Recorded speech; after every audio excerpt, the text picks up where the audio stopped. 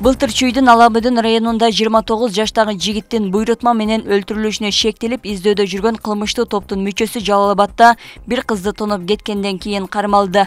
ИИМдин маалымат кызматы билдиргендей 31 жаштагы мурда бир нече жолу соттолгон жаран. Бул иш боюнча Карышкыр каймана аты бар Кримтөл Мусалым Умурзаков 4 шериги менен эркинен ажыратылган. Карышкырдын жакын адамы бул оор кылмышка түздөн түз тиешеси болгондуктан из жашырып жүргөн. Ошого карабай быйыл июль айында Жалал-Абад шаарында 24 жаштагы кызды сабап телефонун тартып алып электрондук капчыгынан 52 000 сомун чыгарып кеткени белгиленди. Жабырлануучу милицияга арыз жазып чара көрүүнү суранган. Мындан улам ИИМдин уюшкан кылмыштуулук менен күрөшүү бөлүмдөрү жабыла издеп шектүүнү Чүйдүн Панфилов районунан кармашкан. Андан соң Жалал-Абад облустук ички иштер бөлүмүнүн убактылуу кармоочу жайына киргизишкен.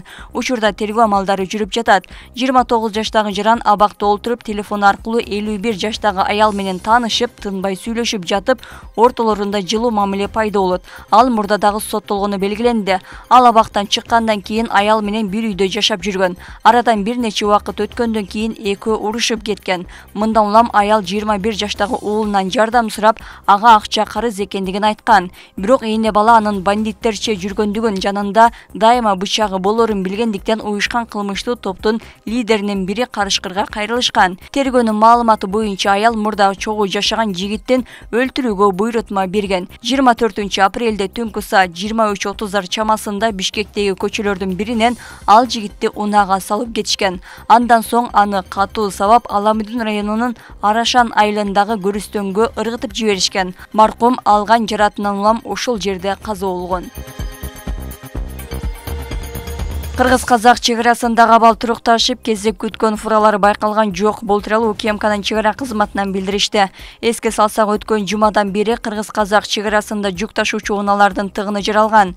Казак тарап муну баңгизатка каршы текшерүүлөр жүрүп жаткандыгы менен түшүндүргөн. Абалды жерден көрүү үчүн экономика министрлиги менен Евразия экономикалык комиссиясынын өкүлдөрү барган. Кыргызстандын экономика министрлиги топтун мүчөлөрүнө Казакстан Евразия экономикалык биримдигиндеги товар кыймылынын эркиндигин чектеп жаткандыгын билдирген. Делегация чегарага келген кезде казак тарап саатына 8-9 машинаны өткөрүп баштаган. Казакстандын президенти Касым-Жомарт Токаев өкмөткө абалды жөнгө салууну тапшырган. Өлкөдө жүргүзүлүп жаткан реформалардын алкагында 2023 жылы Жалал-Абад шаарын Кыргызстандагы экинчи экономикалык борборго айлантуу үчүн атайын план бекитилген.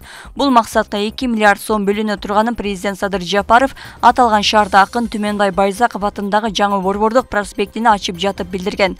Мамлекет башчы чогулгандардын алдыда келе жаткан майрам өлкөнүн эгемендүүлүк күнү менен куттуктады. Ал ата-бабаларыбыз кылымдар бою күрөшүп, урпактарына аманат кылып калтырган көз карансыздыгыбызды жана мамлекеттин бекемдигин сактоону каалады.